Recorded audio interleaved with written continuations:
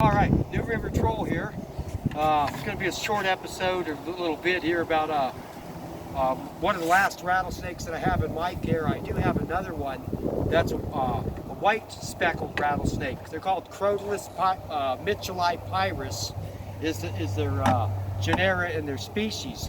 These speckleds come in all different colors. They match whatever substrate, like with this colored brown granite here, or the other colors are white. The white one, my granddaughter actually found. We'll get a bit of that one later.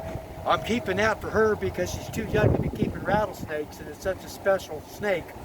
We're keeping in her, for her.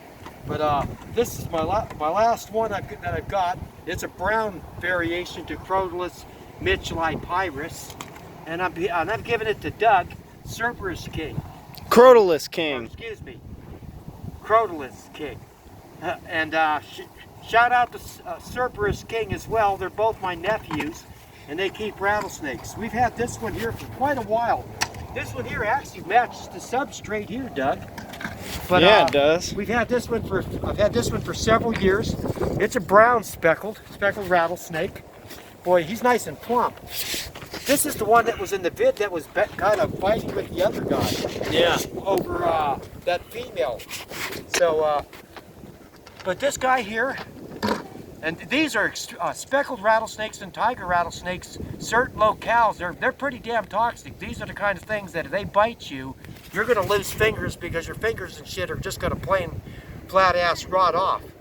But this one here is what? It's fairly docile. We've had it for quite a while. Yeah, she's docile. I'd like to show you the fangs and stuff, but we're not going to mess around with that because the snake doesn't need it. You got to pin its head and do all kinds of restrictive stuff, and we're not into that. But you see, this one almost matches the substrate here. Yeah. And this one was caught up on a canyon, long ways away, and you see, it's pretty calm. It wasn't really like that when we found them. Yeah. When you catch them. There's safe ways to handle rattlesnakes. You're not boa constrictors and shit. I've free handled some. I've had some, but it's just not wise. Yeah. We don't know how old this one is. It's definitely an adult male, and he's definitely plump. Look at that. Yeah, that's a pretty good.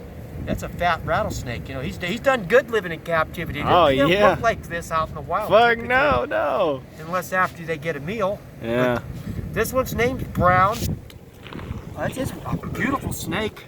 Just because it's not pink or purple or what they call the South Mountain Blues and stuff. I mean, we love them all, especially the speckles. We don't even mess with diamondbacks because they're so common and boring. But after this one makes it to Doug's house, he'll be setting up a vid there, showing you Mr. Brown's new home.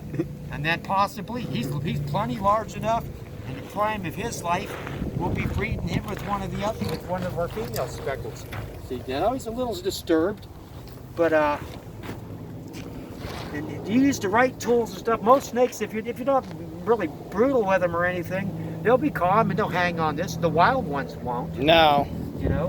But you keep their heads away from them. And you can. Sometimes it's good to support their weight a bit. So they're not hanging. They're so fat. Like that. And they're so fat and heavy. But as you can see, this isn't actually a horrible rattlesnake. No, I love it. Disposition.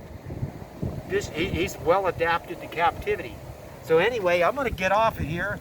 Shout out to Crotalus King. Turn the camera to you, Doug. That's the Crotalus King. And Cerberus King, he's hiding out. He's got some special ones I've given up to him too as well. Yeah. So I'm done with them. I'm basically done with rattlesnakes, keeping them. Yeah. I'll still go out and catch them.